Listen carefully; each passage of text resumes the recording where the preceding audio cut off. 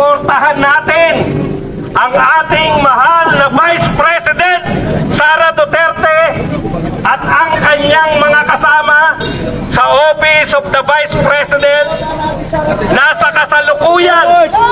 Duterte! Duterte! Duterte!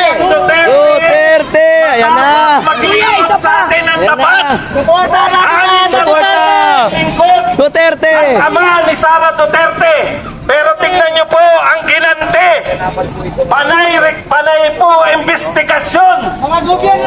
Nakalimutan po natin ng napakagandang ginawa ng mga Duterte sa ating lipunan. Mga dumating ay Nakalimutan po natin na ang war on drugs ni Tatay Digong solid ito kabayan. tahimik sa buong Pilipinas. Ayan na, ayan na. Unti-unti na nga po kabayan, dumarami. Ayan na! Anim na taon na naglingkod ng tapat. Ayan na kabayan, nagdaon-unti nang dumarami dito. Bagsaksi mga! Anim na taon! Bagsaksi mga! Ayan. Anim na taon! Thank you sir, thank you. Anim na taon na Solid Sara, kabayan. sa ating bayan. Dumarami. Pero ano po ang sinusukli ng sumunod na Marcos Romualdez Araneta? Ang sinusukli nila ay walang iba kundi katakot-takot na investigasyon. Bakit investigasyon lang? Dahil wala namang napapatunayang kasalanan. Dahil ang mga Duterte ay tapat na naglilingkod. Ang Duterte ay hindi magnanakaw. Duterte! Duterte! Duterte! Duterte! Ayun, Duterte! Ikaw din sa kabila eh. Ito po, nakakaawa ang pamilyang ito. Dahil hindi nagpayaman sa pwesto. Tumami ang kaaway. Kaaway ng mga drug lord. Kaaway ng mga oligarko. Kaaway ng mga magnanakaw sa gobyerno. Maya-maya saan natin, mas marami ang darating. Bumabalik ang mga kaaway na to.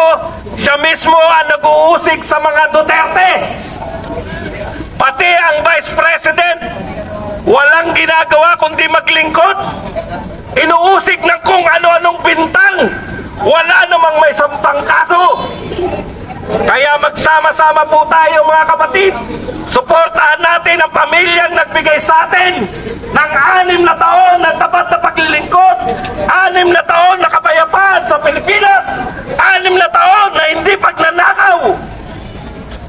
Duterte! Duterte! Duterte! Duterte! Makisama po kayo sa amin Actually guys, kung naniniwala kayo na dapat ibalik natin ang mga Duterte at ang tapat na paglilingkod sa lipunan. Tigilan ang pagnanakaw, tigilan ang pagkabangan. and saan natin na mas marami pa ho ang darating maya-maya lamang kabayan. Ayan na. Ayan na.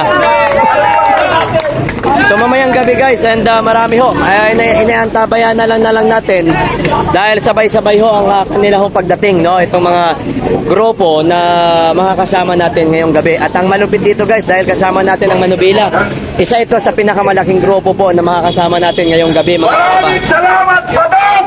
Galit na galit ka na!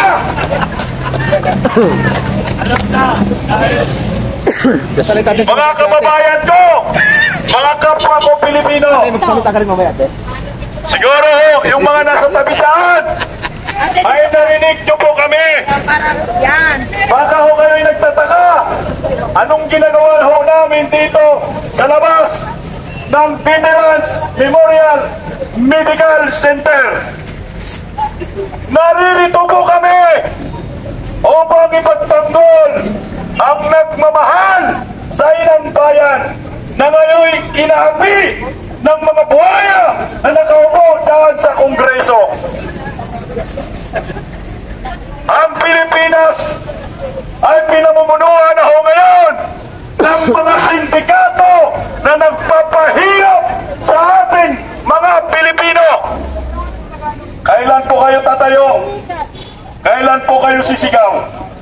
Kailan po ninyo ipaglaban ang inyong karapatan na sa ngayon ay niyurakan na ho ng mga mambabatas na walang ginawa kundi magbubutas ng kanilang mga upuan dyan sa Kongreso.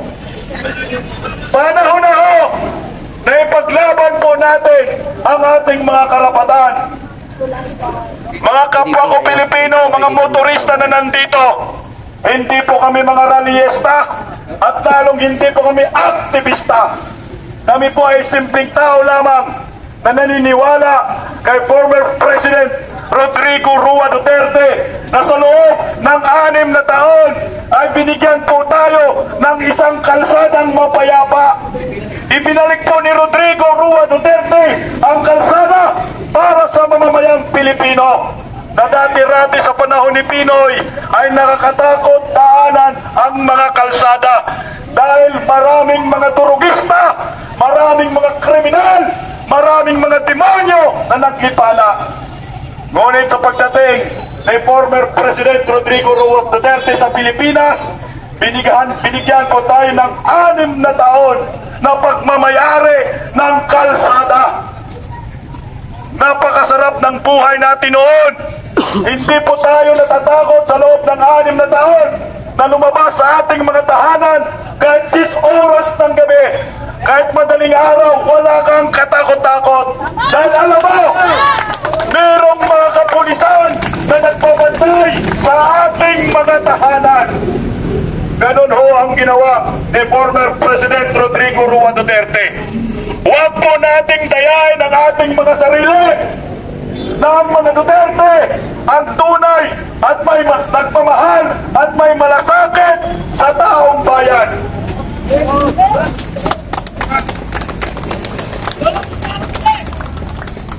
Ngayon, ano ang nangyayari?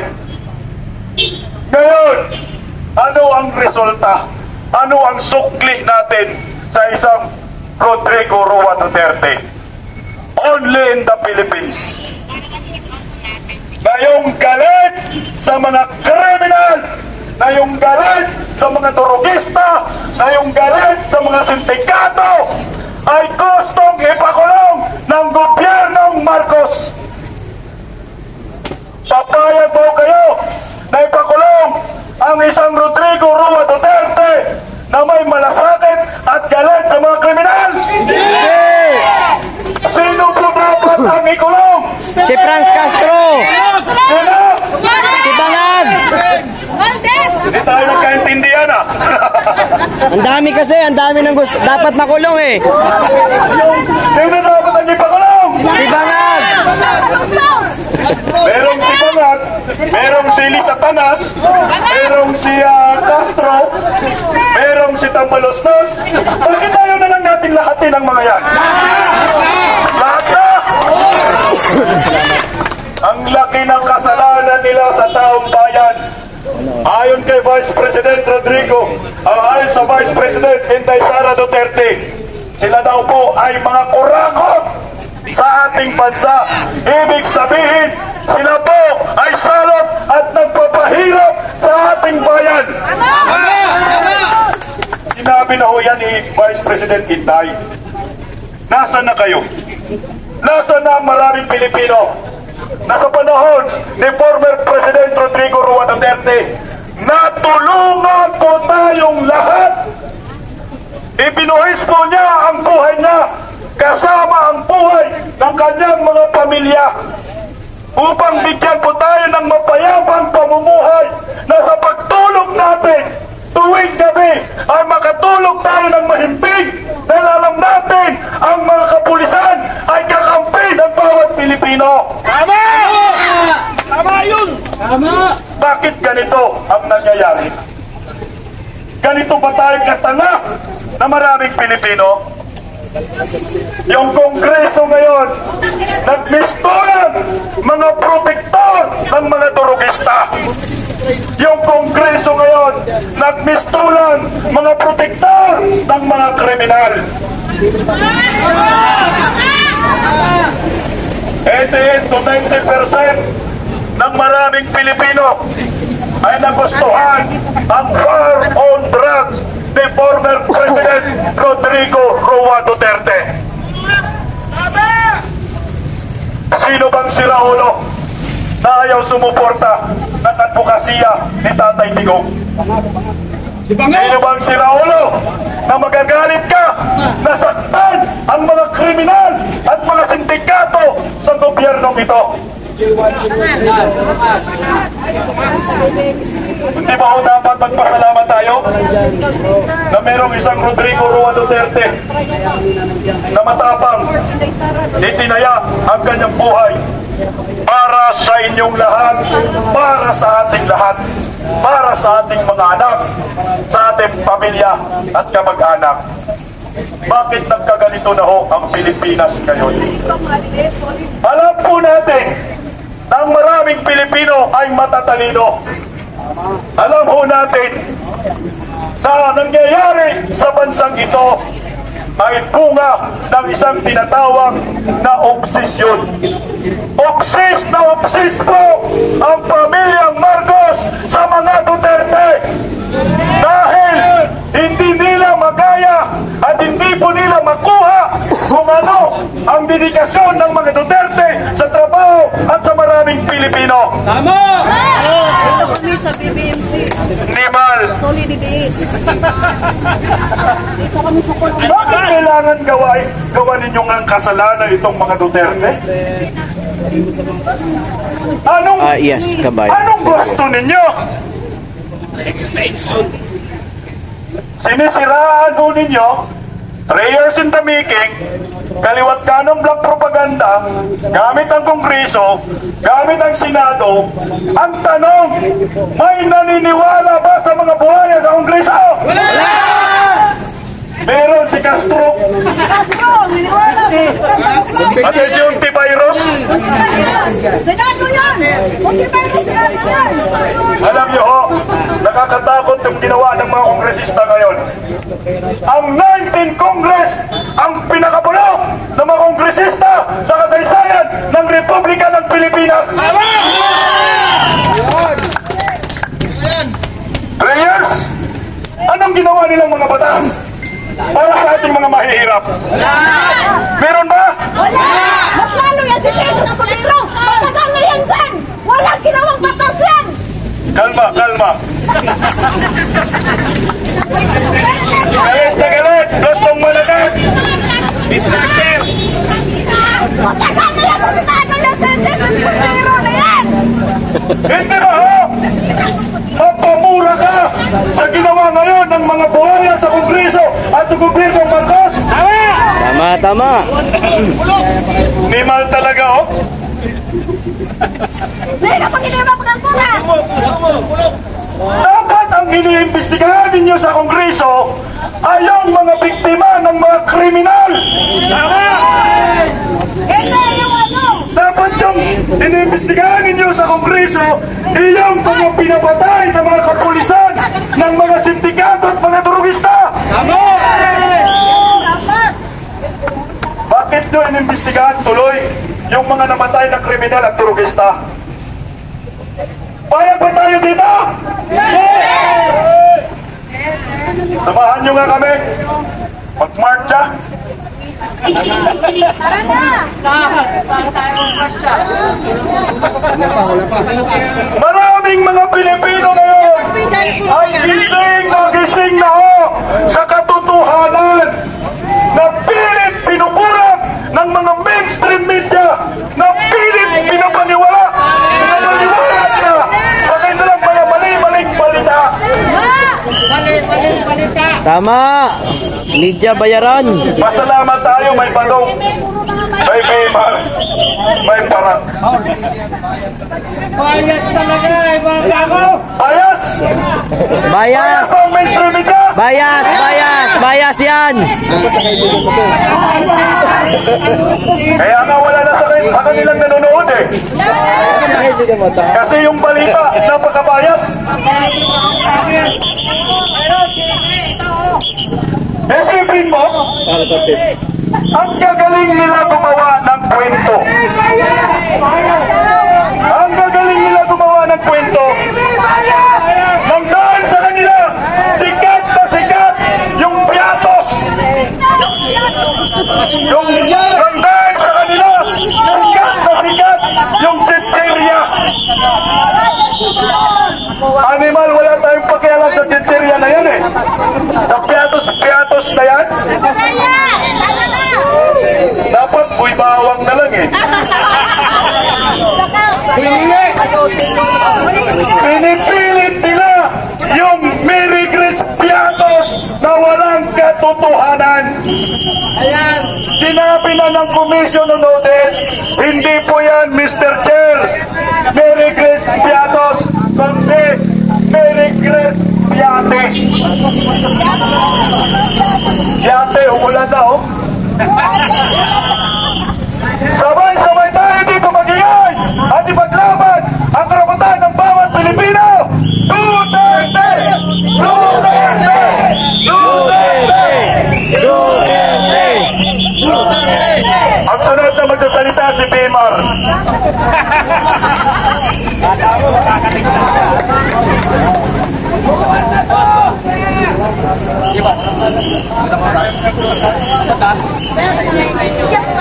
Sila.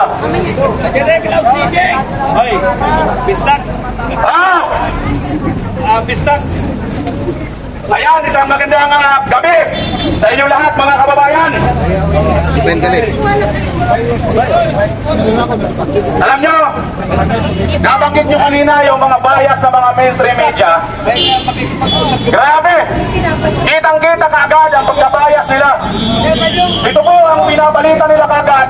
At yung bias naman ng international media, pinikap kaagad para mas lalong pasamain ang ating Vice President Inday Sara Duterte. Pero hindi nila nakikita si Inday Sara Duterte lang ang may malasakit at nagtatanggol sa katulad natin na hindi natin kayang lumaban sa mga tambaluslos. Ang tunay na issue dito mga kababayan, yung blood control ni Marcos na ipinagyabang at pinalakpakan ng mga dambuhalang buhaya sa Kongreso.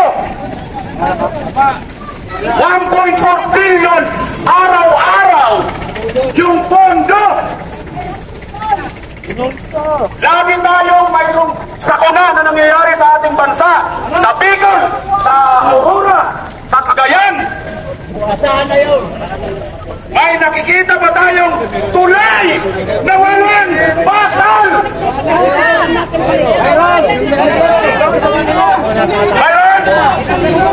Mayroon! Binangga ng barko. Alam nyo mga kababayan, ginagawa kasi tayong ginagawa tayong puto-uto, ginagawa tayong walang mga isip. Ang ginagawa ni Tambaluslos ay magpaulan ng ayuda. Ang kampal na mukha niya laging late kung magbigay ng ayuda. Bakit? Kailangan ba niya magpa-imprinta ng kanyang pangalan at kanyang pagmumukha, tarantado? Tama, tama. Ang ating Vice President Inday Sara Duterte, laging namumuna ang Vice Office of the Vice President magbigay po ng mga relief goods operation sa lahat po ng mga tinamahan ng sakuna. Pero wala tayong nakikita na pangalang Duterte o pagmumukha ni Inday Sara na dapat na naman dahil napakaganda. Mga kababayan, ang dami pong dapat pag-usapan. Yung Maharlika Investment Fund, nasaan na? Alam nyo ba? Oo, saan? Oo, kanino Alam mo tayo kung saan? Oo. Itong mga kakapal na mukha ng mga tambaluslos na nag-iimbestiga kay Bibi Sara sa confidential fund. Bakit hindi ninyo imbestigahan ang inyong mga sarili, mga damo kayo? Isipin ninyo, 2 billion lang. 2 billion lang ang budget na hinihingi ng ating Vice President Inday Sara Duterte. Buong Pilipinas ang nakikinabang.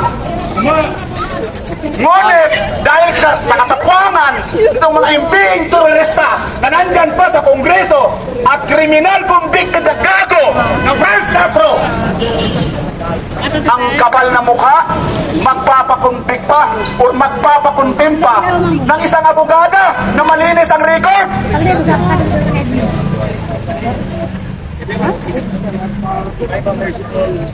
Mga kasama, gusto po tayong paalalahanan para sa ating seguridad ng ating mga kaibigang kapulisan. Kalsada po kasi yan.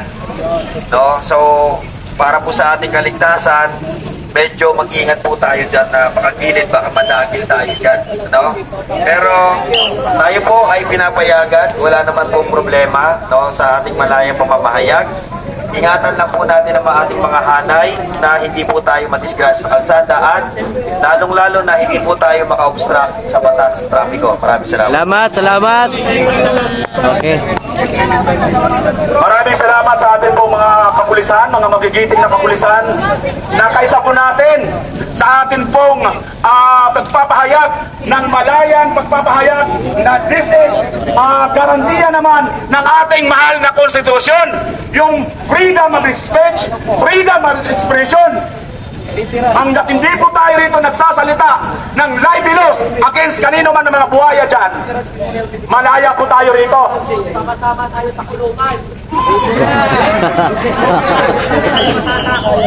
Walang dadalaw sa inyo kung saan kayo tatama. Taga, ipasa ko doon. Halika sa... Yun. Ayun. Salitain. Salitain mo. Ayan na. Ayan! Alam niyo mga kababayan, dito po tayo niluloko ng mga tambaluslos sa Kongreso. Nagpapamulpot sila ng ayuda para hindi po ninyo mapansin ang bilyon-bilyon, trilyon-trilyon na kanilang pagnanakaw. Dililin lang tayo ng kakarampot na ayuda, 5,000. Oh, may 5 kilong bugas.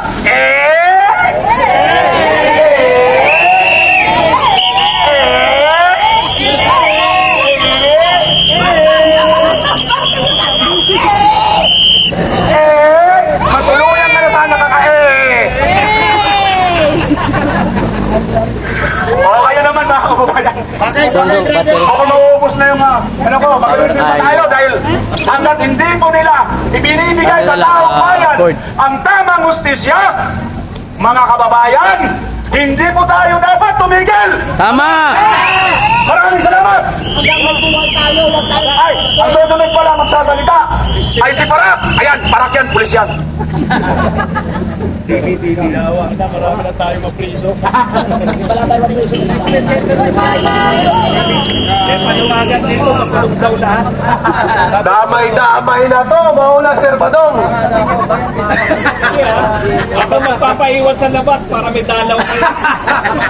Alright, sige. O, eto na. Naniniwala ba kayo na si Pangulong Duterte ang pinakamagaling na naging Pangulo ng Pilipinas? Naniniwala ba kayo na ang dapat sumunod na mamuno sa atin ay ang ating Vice President Inday Sara Duterte? At naniniwala din ba kayo na ang mga kriminal ay dapat ikulong? Alam niyo po kasi mga kababayan, ang nangyayari pong ito, katulad kanina, may mainstream media sisingit. Yan po ng mainstream media na yan, hindi naman po lahat pinabalita ang tama. Kaya po kami mga vlogger, nandito po kami. Kami mismo ang nagsasalita dito sa harap nyo para ipahayag namin. Subalit ito ay hindi po lahat makakarating sa mga kababayan natin, kundi sa pamamagitan ng kaibigan nating mga vloggers. Yes! Mabuhay ang mga vlogger! Ang nakakalungkot pa mga kaibigan, ang mainstream media na dating pinapaniwalaan, tinutwist nila yung mga balita. Kaya nga ngayon, di ba, ang sabi ng mga nasa comment section nyo, mga vloggers, mga kaibigan kong vloggers, mas mabuti pa itong mga vloggers talagang tuloy-tuloy. Nasa tama, nasa katotohanan. Nasa panig tayo ng katotohanan, kaya Hindi tayo dapat matakot. Balikan natin ang issue ng confidential fund ng ating Vice President Inday Sara Duterte. Hindi lamang naman po ang ating Vice President Inday Sara Duterte ang may confidential fund. So bakit etong si Ma'am Inday Sara Duterte lang ang iniimbestigahan nila? Lahat po yan mga kababayan, at ang nakakalungkot, itong nasa kongreso na kung saan sila yung nag-iimbestiga, meron po ba kayong resibo daan sa mga proyekto nyo, sa mga budget nyo? Wala! Parang hindi patas, mga kababayan ko. Ang isa pa, eto si Franz Castro, isang convicted criminal na nagpakulong ng isang abogada. Hindi po yan makatarungan, mga kababayan. Sino na ba ang kapanipaniwala ngayon? Mas pabor ba yung batas natin sa mga kriminal? Ang batas ay dapat ipairal ng patas. Isang abogado na katulad po ni Atty. Lopez ay kailangan po ng suporta ng mamamayang Pilipino. Hindi po dapat nila ginaganito mga Duterte. Dahil sa loob po ng 6 na taon ng mga Duterte ni Tatay Digong, nakakauwi po yung mga anak nyo sa inyong mga pamamahay ng ligtas. Nabawasan ang droga, nawala yung ibang mga adiktos, binidiktos, nag-uwian sa probinsya. Marami po ang makakapagpatunay niyan. Pero ngayon, anong nangyari? Bumalik na naman. Tama. Oo, di ba? Kasi mga kababayan, may isang video tayo di umano na itong si Bongbong Marcos. Siya, ito na nagko-cocaine. Ito po kasi ang hindi nila maipaliwanag. Kung po talaga sila ay merong pagmamahal sa taong bayan, dapat sagutin nila itong mga issue na ibinabato sa kanila. Napakadali lang po mga kababayan ko na magpa-drug test. Kahit hair follicle test. Bongbong Marcos, kahit ako ang magbayad ng hair follicle test mo, walang problema. Yun! Ayos yan! Papayag naman doon, Sir Badong. Ito balik niya po eh. Hindi, totoo po yan. Mr. President, kahit ako ang magbayad ng pang-hair follicle test nyo, para mapatunayan nyo lang sa mga Pilipino kung talagang totoo ba na ikaw ang nasa video. Tabo! Kasi, paano ka tutularan ng mga kababayan mo kung mismo ikaw sa sarili mo, hindi mo maipagtanggol? Paano mo kami maipapagtanggol ng mga Pilipino kung ikaw mismo hindi mo kayang ipagtanggol ang sarili mo? Hindi ka talaga marunong magpresidente, sabi ng ating Vice President.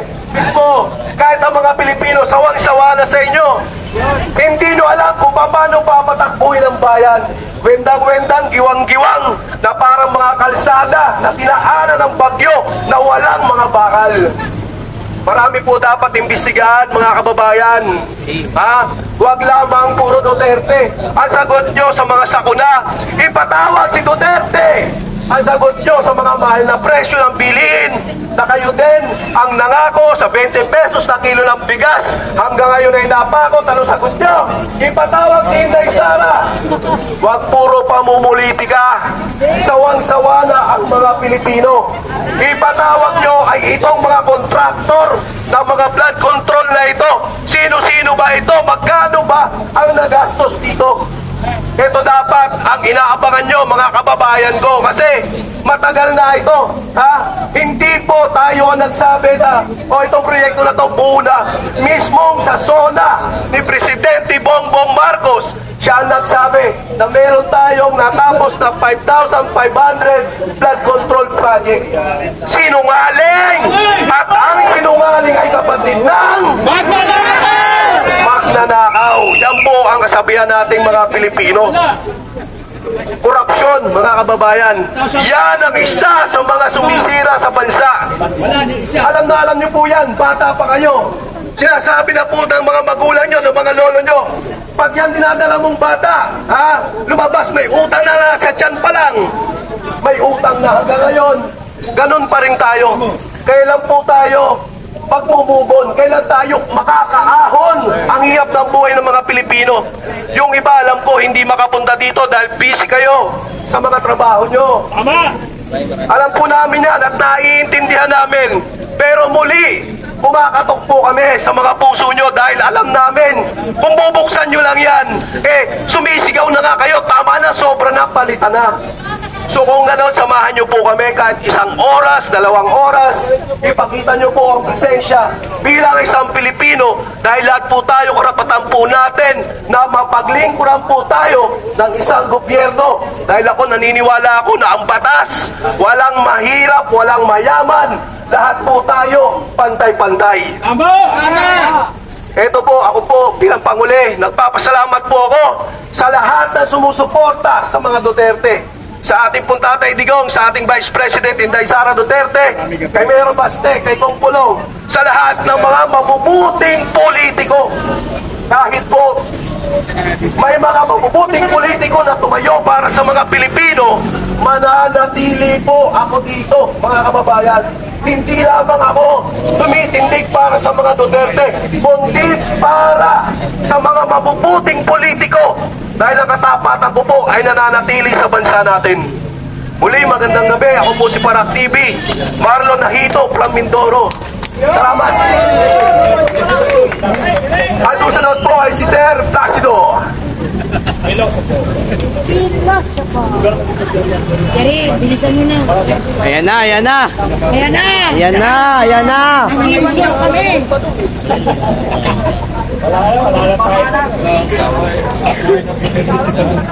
Magandang gabi po mga kababayang maisog. Sila kung bakit